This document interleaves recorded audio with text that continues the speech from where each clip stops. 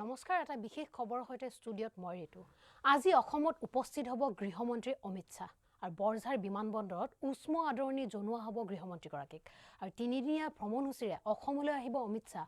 অসম দৰ্শনৰ ৮,০০০ নামঘৰলৈ প্ৰদান কৰিব আৰ্থিক অনুদান আইন মেডিকেলৰ কলেজৰ আধাৰশিলা স্থাপন কৰিব গৃহমন্ত্ৰীয়ে সংবাদমেলত গুৰুত্বপূৰ্ণ ঘোষণা মন্ত্ৰী হিমন্ত বিশ্ব শৰ্মাৰ এই মুহূৰ্তৰ এটা বিশেষ খবৰ আজি অসমত উপস্থিত হ'ব অমিত শাহ বৰঝাৰ বিমানবন্দৰত উষ্ম আদৰণি জনোৱা হ'ব গৃহমন্ত্ৰীগৰাকীক আৰু তিনিদিনীয়া ভ্ৰমণসূচীৰে অসমলৈ আহিব অমিত শাহ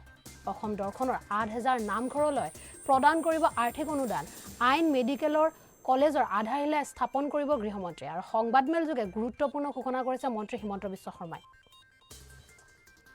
আৰু আজি অসম পাবহি গৃহমন্ত্ৰী অমিত শাহ বৰঝাৰ বিমানবন্দৰত উষ্ম আদৰণি জনোৱা হ'ব গৃহমন্ত্ৰীগৰাকীক তিনিদিনীয়া ভ্ৰমণসূচীৰে অসমলৈ আহিব গৃহমন্ত্ৰীগৰাকীয়ে আৰু অসম দৰ্শনৰ ৮,০০০ নামঘৰলৈ তেওঁ প্ৰদান কৰিব আৰ্থিক অনুদান আইন মেডিকেল কলেজৰ আধাৰশিলা স্থাপন কৰিব গৃহমন্ত্ৰীগৰাকীয়ে আৰু সংবাদমেলযোগে এই গুৰুত্বপূৰ্ণ ঘোষণা কৰিছে মন্ত্ৰী হিমন্ত বিশ্ব শৰ্মাই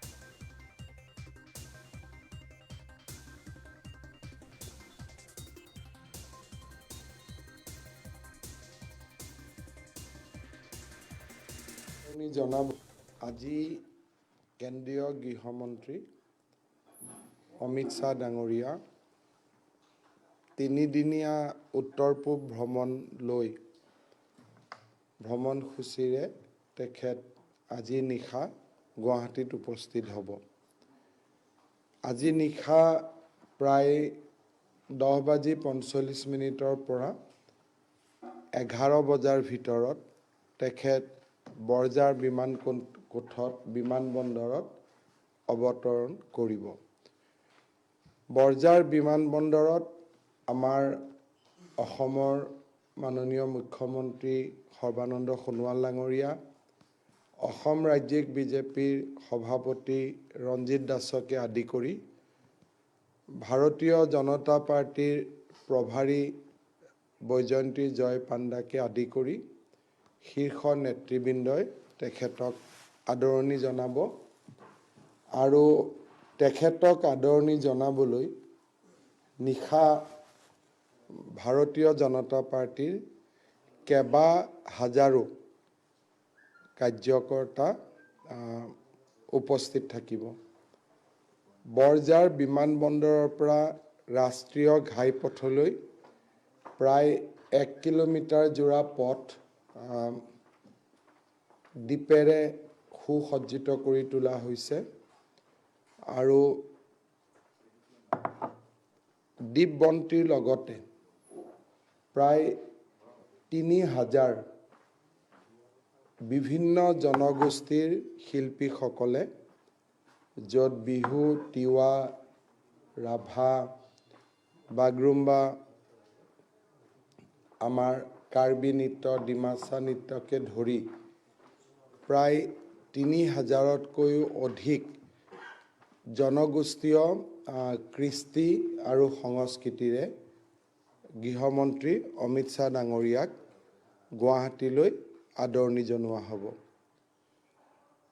গুৱাহাটী বিমানবন্দৰ ৰাণী আজাৰা আৰু জালুকবাৰীৰ ওপৰত থকা উৰণীয়া সেতুৰ গোটেই বিভিন্ন স্থানত বিশেষকৈ গুৱাহাটী বিমানবন্দৰৰ পৰা ৰাষ্ট্ৰীয় ঘাইপথলৈ মানৱ শৃংখলৰ আৰ্হিত আৰু আন পথছোৱা বিভিন্ন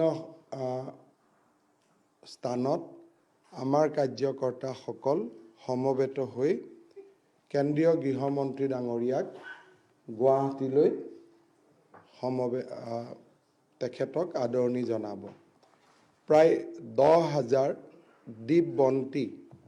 গুৱাহাটী বিমানবন্দৰৰ পৰা ৰাষ্ট্ৰীয় ঘাইপথৰ সেই পথছোৱাত প্ৰজ্বলিত হ'ব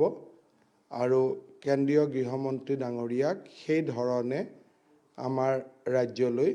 আদৰণি জনোৱা হ'ব ৰাতি তেখেতে আমিনগাঁৱৰ PWD ইনস্পেকশ্যন বাংলোত তেখেতে ৰাতি কটাব নিশা তেখেতে PWD ইনস্পেকশ্যন বাংলো আমিনগাঁৱত তেখেতে নিশাটো কটাব। দিনৰ 12 বজালৈকে তেখেতৰ কোনো চৰকাৰী কাৰ্যসূচী 26 তাৰিখে নাথাকিব। বিশেষকৈ গুৱাহাটীত তেখেতে সেই সময়ছোৱা একান্ত ব্যক্তিগতভাৱে কটাব। 12 বজাত তেখেতে দিল্লীৰ লগত এখন জৰুৰী সভা ভিডিঅ' কনফাৰেন্সৰ যোগেদি আমিনগাঁও PWD ইনস্পেকশ্যন বাংলোৰ পৰাই সংযোজিত হ'ব। 1 বজাত তেখেত আমিনগাঁৱৰ পেৰেড গ্ৰাউণ্ড বা কুমাৰ ভাস্কৰ বৰ্মা ক্ষেত্ৰ, যাক আমি নতুনকৈ নামাকৰণ কৰিছোঁ, কুমাৰ ভাস্কৰ বৰ্মা ক্ষেত্ৰলৈ তেখেত 1 বজাত আহিব। 1টাৰ পৰা প্ৰায় 3 বজালৈকে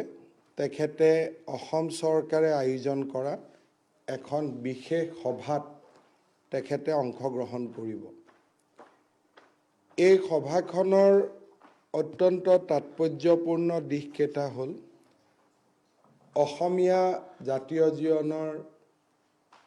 প্ৰাণ প্ৰতিষ্ঠাকাৰী মহাপুৰুষ শ্ৰীমন্ত শংকৰদেৱৰ জন্মস্থান বটদ্ৰৱা থানৰ সৌন্দৰ্য বৰ্ধনৰ বাবে অসম চৰকাৰে 186 কোটি টকাৰ 186 crore rupees-ৰ ব্যয়েৰে আমি যি এক বিশাল পৰিসৰ বটদ্ৰৱাত নিৰ্মাণ কৰিব ওলাইছোঁ, সেই নিৰ্মাণ কাৰ্যৰ আধাৰশিলা তেখেতে আমিনগাঁৱৰ পৰাই স্থাপন কৰিব। আজি